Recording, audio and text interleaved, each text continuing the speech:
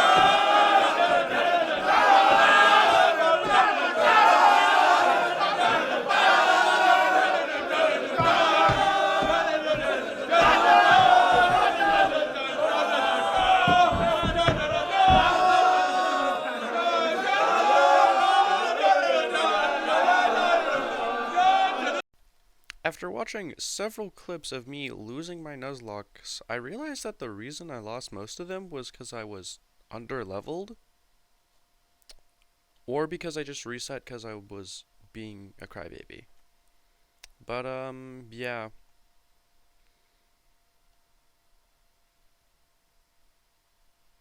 I don't know what to really say, but hey, look, this is my next run. It's pretty cool. I do actually do pretty good. Oh, also, if you haven't noticed, I started randomizing my runs because it was just more fun. So, yeah. This is the journey of King, Toru, and Fuecoco the Clink Clink. Starting my journey, I walk into Professor Oak's lab, look at his options, and take Clink Clink. Toru attempts to battle me with his Hypno, but luckily I have Gear Grind, so I pretty easily take him out. I go straight to fighting Brendan, which right before I actually had a clip of me catching Pokemon, but I accidentally deleted it, and I'm not going to go and make that again. But I very easily beat him. Next, I can confidently go take out Toru because I have a Pokemon with a multi-hit move and stab, so it's pretty easy to beat majority of trainers at this point. I get out of Viridian Forest pretty easily. Fought a Wochen here and there, but nothing really that of troubling. And now I can go attempt to take on Faulkner. I go to take on Faulkner, and while a lot of my Pokemon do get pretty low, I luckily do not lose a single Mon. I beat Faulkner, and I get the TM for Roost, which would be useful if I had a single flying type on my team.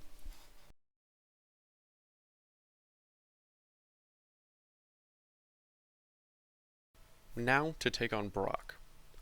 Brock's team doesn't have only rock types because he has a Varoom, which is pretty interesting, I guess.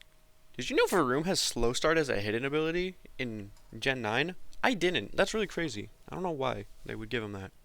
Anyways, on important mentions. Pengu takes out Onyx and Geodude easily, but Varoom is tough to deal with, and unfortunately I do lose Hat. But then he brings out his Archon, and I can kill it with Fuecoco.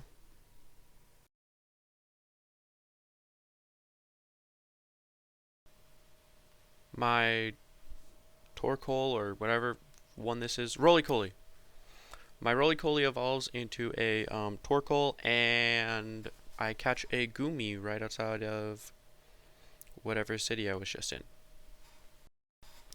I walk into the Poke Center right outside of Mount Moon, and my egg hatches, which I got in Pewter. And it hatches into a female Unpheasant, which isn't changed. Its stats aren't changed, but male Unpheasant is, and it's so annoying because, you know what? It's fine, it's fine. I checked to see what Pokemon I could have got from the Magikarp trade, and I could have got a Victory Star, Hisui, and Decidueye, and it's just like, God, this trash. And so I name him Trash, and yeah, he actually turns out to be pretty okay team member, but still, it's annoying.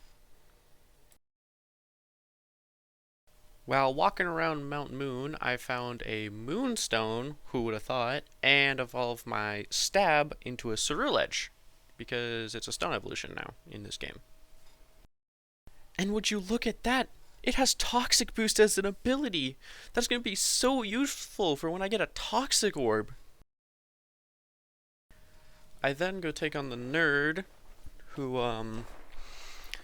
is guarding these fossils, and it's actually not that bad of a fight. I don't think I lost, actually. I'm saying this before I watched my clip, so yeah, but no, I don't think I lost any Pokemon. I took damage, but like it was pretty easy.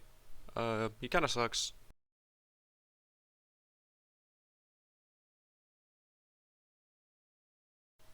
I take the Dome Fossil and start leaving Mount Moon, you know? I finished all my business here, and then this guy shows up, Team Rocket admin Archer, and challenges me to a battle. And hoo boy, a lot happens. He only has 3 Pokemon, a Glimmet, a Houndour, and a Mightyena. I take out the Glimmet pretty easily, and then for when the Houndour comes out, I switch to Pengu, and take it out easily too with a Wave Crash. God, why'd I use Wave Crash? And then Mightyena comes out, and I use Wave Crash again. I can beat it, you know? But what's the cost of beating it?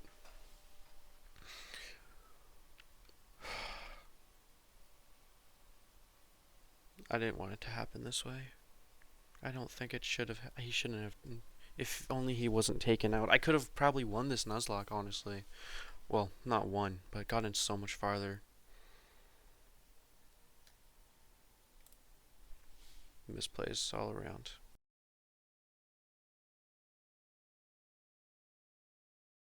I arrive in Cerulean City and buy an egg from this old lady, and it hatches into some dumb monkey, and I name it Lettuce.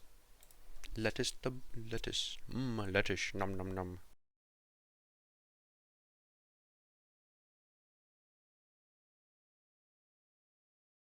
This isn't really important to like the story at all. But I did fight the move reminder guy, and it was actually a pretty fun fight.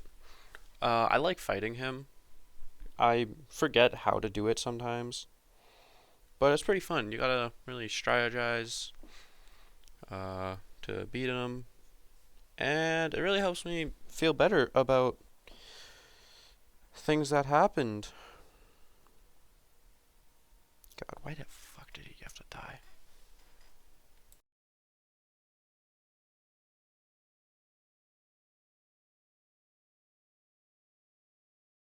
Hey, look what time it is. It's time to fight Blue. With my team isn't really that good actually. I why did I fight Blue? I didn't my team I wasn't ready to fight Blue, okay? I wasn't ready. I wasn't ready to lose Pangu. I wasn't ready to do this fight with Blue. I could have just trained up in the grass. I don't even think I got my encounter here. It was an Arcanine. I could have. I ran away because I was weak. And then the world came crumbling down. One after the other, each of my Pokemon fell. But it's okay. Sometimes things happen. And after a couple attacks, Lettuce finally fell. And then Nuzlocke was over.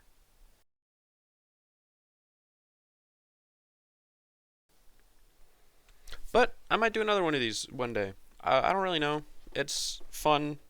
It was kind of fun, I guess. And yeah. If you ever want me to do another one of these, I'll probably do it live in front of a people, but I'll only do that if I pop off, you know? So like comment, like, all the good shit. Maybe do a little sub in there.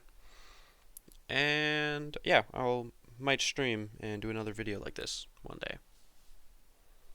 But until then, why don't you go watch this video? YouTube says you'll like it.